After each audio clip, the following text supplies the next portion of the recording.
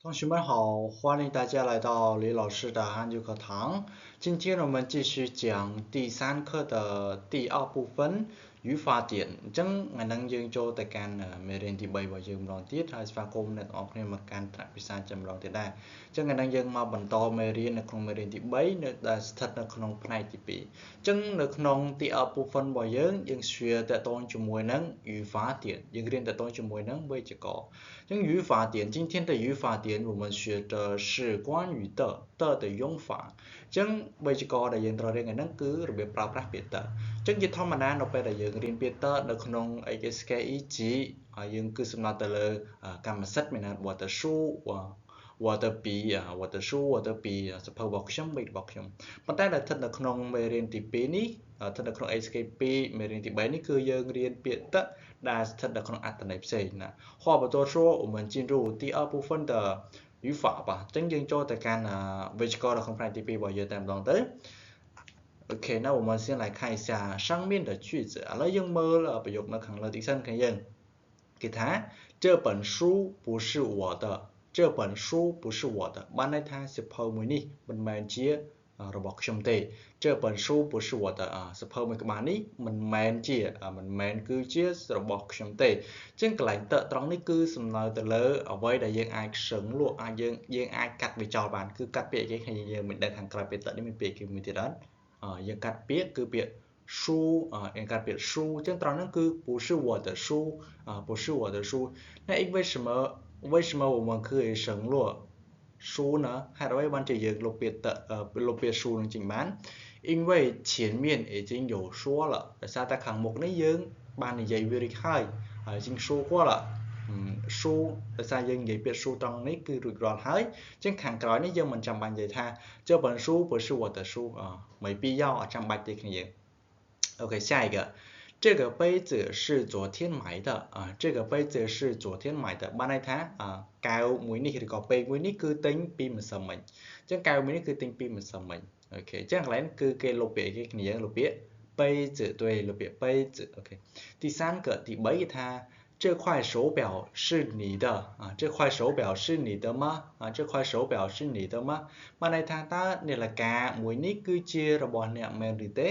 តើនាឡិកាមួយនេះគឺជារបស់អ្នកមែនឬទេអញ្ចឹងកន្លែងនេះគឺគេលុបពាក្យ手表对បើសិនជាយើងប្រយោគពេញមកគេគឺគេនិយាយថា这块手表是你的手表吗因为我们这个在一个句子里面有了2个手表អញ្ចឹងកន្លែងហ្នឹងគឺយើងនិយាយឡើង手表ឡើង2ដងហ្នឹងយើងអញ្ចឹងយើង不用说2个យើងអត់ចាំបាច់និយាយ2ទេយើងនិយាយថា只说一个និយាយតែមួយបានហើយយើងនិយាយថា手表បានហើយអញ្ចឹងកន្លែងហ្នឹងយើងលុបពាក្យ手表កន្លែងទៅនេះចេញ是你的手表吗是你的手表吗这应该吗这块手表是你的吗这块手表是你的吗ចឹងយងហ្វាទៅតជាមួយនឹងរបៀបប្រើពាក្យតភាគច្រើនគេប្រើជាមួយនឹងទាំងអស់នេះគ្នាយើងប៉ុន្តែមិនមែនមានតែប៉ុណ្្នឹងទេអូខេចឹងអាចនឹងជា动词កិរិយាសព្ទបូកជាមួយនឹង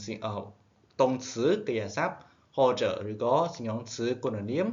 ឬ或者ឬក៏代词សព្វនាមអូខេហើយបូកជាមួយនឹងពាក្យត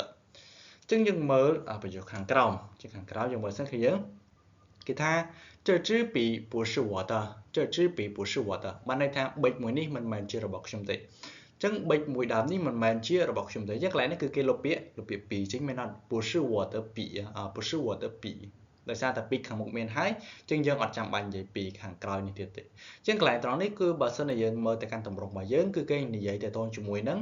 代词មានអត្ថសព្វនាមអញ្ចឹង war ត្រង់នេះតំណាងឲ្យ代词តំណាងឲ្យសព្វនាមណាគ្នាយើងอย่าច្រឡំអញ្ចឹង war តំណាងឲ្យសព្វនាមអញ្ចឹងកន្លែងហ្នឹងគឺគេប្រើទម្រង់នេះសព្វនាមបូកជាមួយពាក្យត代词加上的OK第二个下一个អញ្ចឹងទី2មួយទៀតគ្នាយើង那盒牛奶是昨天喝的那盒牛奶是昨天喝的盒នេះគឺជាខ្នាតរបស់牛奶យើងប្រែថាប្រអប់យើងប្រែថាប្រអប់អញ្ចឹងទៅដល់គោប្រអប់មួយនោះគឺផឹកពីម្សិលមិញគឺផឹកពីម្សិលមិញអញ្ចឹងកន្លែងនេះគឺគេលុបពាក្យគេគ្នាយើងទៅលុបពាក្យញៀវណៃចេញមែនអត់លុបពាក្យញៀវណៃចេញអញ្ចឹងត្រង់កន្លែងនេះគឺបើសិនជាយើងមើលទៅកាន់ទម្រង់របស់យើងគឺគេប្រើទម្រង់មួយណា喝អញ្ចឹង喝ថាពាក្យជា是什么词ថាពាក្យជាអីគ្នាយើង对是动词គឺជាកិរិយាសព្ទអញ្ចឹងកន្លែងហ្នឹង喝动词加上ជាមួយនឹងពាក្យ的 OK 下一个最后一个目中ក្រោយ那我喜欢那件红色的ខ្ញុំចូលចិត្តមួយសម្លៀកបំពាក់ពណ៌ក្រហមមួយនោះប៉ុន្តែកន្លែងនេះគឺគេអត់បញ្ជាក់សម្លៀកបំពាក់តែយើងត្រូវថែមឲ្យគេប្រយោគមួយនេះយើងអត់អាចនិយាយថាយើងអត់អាចនិយាយតែប៉ុណ្្នឹងបានទេគឺយើងត្រូវមានប្រយោគខាងមុខទៀតយើងត្រូវមានប្រយោគខាងមុខនៅពេលដែលឧទាហរណ៍យើងសន្ទនាគ្នាពីតទៅជាមួយនឹង if តទៅជាមួយនឹង if អញ្ចឹងកន្លែងនៅពេលដែលយើងសន្ទនាគ្នាតទៅជាមួយនឹង if ហើយយើងនៅពេលដែលយើងនិយាយប្រយោគមួយនេះយើងអត់ចាំបាច់ថែពាក្យ if ទេដោយសារតែយើងបាននិយាយរួចហើយមែនអត់អញ្ចឹង我们只说我喜欢那件红色的ខ្ញុំចូលចិត្តសម្លៀកបំពាក់ពណ៌ក្រហមមួយនោះអញ្ចឹងនៅពេលដែលយើងប្រែយើងត្រូវថែពាក្យ if ឲ្យគេដែរ那件红色的អូខេអញ្ចឹងខ្ញុំចូលចិត្តសម្លៀកបំពាក់ពណ៌ក្រហមមួយនោះអញ្ចឹង红色ហ្នឹងគឺជាគេគ្នាយើង红色ត្រង់នេះមិនមែនជា名词អីទេណា红色ត្រង់នេះថាពេលជា形容词គឺជាគុណនាមអូខេអញ្ចឹង名词របស់យើងគឺជា if ប៉ុន្តែគឺគេលុបចេញហើយ if គេលុបចេញហើយអូខេ好的那今天的语法你们明白了吗អញ្ចឹងវេយ្យាករណ៍នៅក្នុងថ្ងៃហ្នឹងគ្នាយើងយល់បានអត់如果明白了那我们继续看前面ឥឡូវបើសិនជាគ្នាយើងយល់ហើយយើងបន្តទៅកាន់វេយ្យាករណ៍មួយទៀត看下一个语法就是以下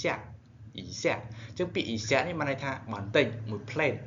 មួយ plate បន្តិចអញ្ចឹងទៅអញ្ចឹងទម្រង់ប្រើរបស់ពាក្យ以下ហ្នឹងគឺយើងប្រើពាក្យ主语ប្រធានបូកជាមួយនឹង动词កេសាបូកជាមួយនឹង以下ហើយបូកជាមួយនឹង宾语បូកជាមួយនឹងកម្មបត្តិអញ្ចឹង宾语នេះពេលខ្លះមានពេលខ្លះអត់អានឹងស្ថិតទៅតាមប្រយោគរបស់គេទេគ្នាយើងអញ្ចឹង我们先来看一下第一个句子ឥឡូវយើងមើលប្រយោគទី1មើលគ្នាយើងគេថា我看一下我看一下ខ្ញុំមើលបន្តិចមើលខ្ញុំមើលបន្តិចមើល只看了一下只看了一段时间មិនថាមើលតាមរយៈពេលហ្នឹងទេគ្នាយើងគាត់មើលតាម plate គាត់ជប់មើល我看一下让我来看一下 OK 你休息一下吧你休息一下吧បានន័យថាអ្នកសម្រាកបន្តិចទៅឬក៏អ្នកសម្រាកមួយ plate ទៅអញ្ចឹង 一下តាមមួយ plate ទេគ្នាយើងអត់យូរទេណាពេលវេលានៅពេលដែលយើងប្រើ 一下អញ្ចឹង你休息一下吧អញ្ចឹង休息ខាងនេះនឹងសុទ្ធតែជាគេស័ព្ទមែនអត់គេស័ព្ទបូកជាមួយពាក្យ一下ហើយប្រធានរបស់យើងគឺពាក្យទាំងអស់នេះ我你我都是主语ហើយ宾语របស់យើងមានពាក្យ爸ពាក្យ老师我问一下老师បានន័យថាខ្ញុំសួរគ្រូបន្តិចសិន我问一下老师ខ្ញុំសួរគ្រូបន្តិចសិនអញ្ចឹងកន្លែងពាក្យ一下នេះយើងជាទូទៅនៅពេលដែលគេហៅថា说话习惯经常把这个一下放在后面ភាគច្រើននៅពេលដែលស្ថិតនៅក្នុងការនិយាយស្ដីទូទៅទម្លាប់របស់ការនិយាយស្ដីទូទៅភាគច្រើនគឺគេយកពាក្យ一下នេះដាក់នៅខាងក្រោយគេចំណាំនិយាយថា我问老师一下我问老师一下គឺគេចំណាំប្រើបែបហ្នឹងប៉ុន្តែគឺនិយាយបើសិនជាយើងនិយាយបែបហ្នឹងសួរថាខុសអត់ខុសទេដោយសារអាហ្នឹងគឺជាទម្លាប់និយាយរបស់គេប៉ុន្តែសួរថាបើសិនជាស្ថិតនៅក្នុងវេយ្យាករណ៍វិញ对吗对不对ខុសអត់គឺខុសវេយ្យាករណ៍របស់យើងគឺបែបនេះយើងអត់និយាយថា我问老师一下ទេឧទាហរណ៍តែគ្នាយើងពងរៀនអញ្ចឹងយើងចង់ទៅបន្ទប់ទឹកអញ្ចឹងនិយាយថាលោកគ្រូឬក៏អ្នកគ្រូខ្ញុំទៅបន្ទប់ទឹកមួយ plate ខ្ញុំទៅបន្ទប់ទឹកបន្តិចអញ្ចឹងគ្នាយើងចំណាំនិយាយថា老师我去一下卫生间ប្រយោគមួយហ្នឹងត្រូវប៉ុន្តែគ្នាយើងក៏និយាយថា老师我去卫生间一下ប្រយោគមួយហ្នឹងគឺវាត្រូវតែគ្នាប៉ុន្តែគឺបើស្ថិតនៅក្នុងវេយ្យាករណ៍គឺអត់ត្រឹមត្រូវទេអាហ្នឹងគឺដោយសារតែទម្លាប់និយាយទូទៅហើយអញ្ចឹងក៏គេគ្មានទៅខ្វល់តទៅជាមួយនឹងការខុសវេយ្យាករណ៍អីដែរកន្លែងហ្នឹងណាយើងចំណាំគេនិយាយបែបហ្នឹងក៏គាត់ខុសដែរយើងកុំប្រកាន់គេប៉ុន្តែយល់ល្អបើសិនណែនាំឲ្យគ្នាយើងប្រើទម្រង់បែបនេះអូខេមួយទៀត他看了一下时间他看了一下时间បានថាគាត់មើលរយៈពេលមួយ plate គាត់បានមើលរយៈពេលមួយ plate ចឹងន័យថាគាត់មើលនាឡិកាឧទាហរណ៍ឥឡូវហ្នឹងម៉ោងប៉ុន្មានហើយគាត់បានមើលឥឡូវហ្នឹងឧទាហរណ៍ឥឡូវហ្នឹងម៉ោង7អញ្ចឹងទៅ我看一下你的书我看一下你的书បានន័យថាខ្ញុំមើលសៀវភៅរបស់អ្នកបន្តិចសិនខ្ញុំមើលសៀវភៅរបស់អ្នកបន្តិចសិនឬក៏ខ្ញុំមើលសៀវភៅរបស់អ្នកបន្តិចមើលមានថាមួយ plate ទេអូខេ下一个最后一个ចុងក្រោយគ្នាយើង让我尝一下你做的菜让我尝一下你做的菜បានន័យថាឲ្យខ្ញុំរាំងមិនឲ្យខ្ញុំភ្លក់ឆាយខ្ញុំប្រែថាភ្លក់ឲ្យខ្ញុំភ្លក់បន្តិចម្ហូបរបស់អ្នកដែលម្ហូបដែលអ្នកធ្វើមើលឲ្យខ្ញុំភ្លក់បន្តិចម្ហូបដែលអ្នកធ្វើមើលអញ្ចឹងបានន័យថាគាត់ភ្លក់តាម plate គាត់ជប់ភ្លក់ហើយ不是一直尝的មិនមែនភ្លក់រហូតទេគ្នាយើងអូខេអញ្ចឹង语法នៅក្នុង第三课我们还有一个语法យើងនៅសល់វេយ្យាករណ៍មួយទៀតគឺពាក្យចិនចឹងនៅពេលដែលយើងប្រើពាក្យចិននេះគឺតកតងជាមួយនឹងការបង្ហាញអារម្មណ៍របស់យើងមានអារម្មណ៍ថាម៉េច chân chân tầm rong prao bảo kế cứ kế bôi chung mùi nắng sinh rong词chân bôi chung mùi nắng sinh rong词bôi chung mùi nắng cốt niệm ở đó ta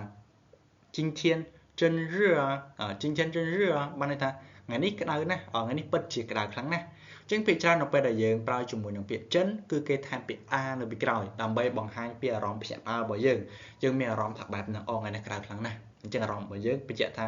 ក្តៅយើងមានអារម្មណ៍ក្នុងខ្លួនរបស់យើងគឺក្តៅ今天真热អូខេ下一个មួយទៀត你女儿的房间真大你女儿的房间真大បានន័យថាបន្ទប់កូនស្រីរបស់អ្នកពិតជាធំណាស់បន្ទប់កូនស្រីរបស់អ្នកពិតជាធំណាស់អញ្ចឹងអារម្មណ៍របស់គាត់គាត់ភ្ញាក់ផ្អើលថាបន្ទប់របស់កូនស្រីអ្នកឯងពិតជាធំណាស់អូខេ下一个មួយទៀត今天天气真好今天天气真好ថ្ងៃហ្នឹងអាកាសធាតុពិតជាល្អខ្លាំងណាស់អញ្ចឹងគាត់មានអារម្មណ៍ថាថ្ងៃនេះអាកាសធាតុល្អខ្លាំងណាស់អញ្ចឹងនៅពេលដែលយើងប្រើពាក្យចិនភាគច្រើនហៅមាន可以加上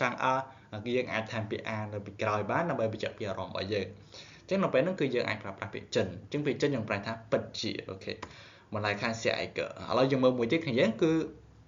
បើយកទាំង3ខាងក្រោមនេះ我们先来读一下吧ឥឡូវយើងអានជាមួយគ្នាបន្តិចសិន你们学校的人真多你们学校的人真多បានន័យថា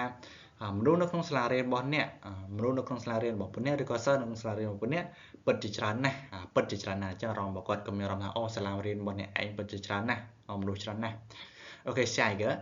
你今天真漂亮ហ្នឹងយើងអាចថែមពាក្យ a ក៏បានដែរគ្នាយើង你今天真漂亮你今天真漂亮អូខេបានន័យថាថ្ងៃហ្នឹងអ្នកឯងពិតជាស្រស់ស្អាតណាស់ថ្ងៃហ្នឹងអ្នកឯងពិតជាស្រស់ស្អាតណាស់第三个你的女儿真可爱你的女儿真可爱បានន័យថាកូនស្រីរបស់អ្នកពិតជាស្រស់ស្អាតខ្លាំងណាស់អូខេអញ្ចឹង今天的语法大家有什么问题吗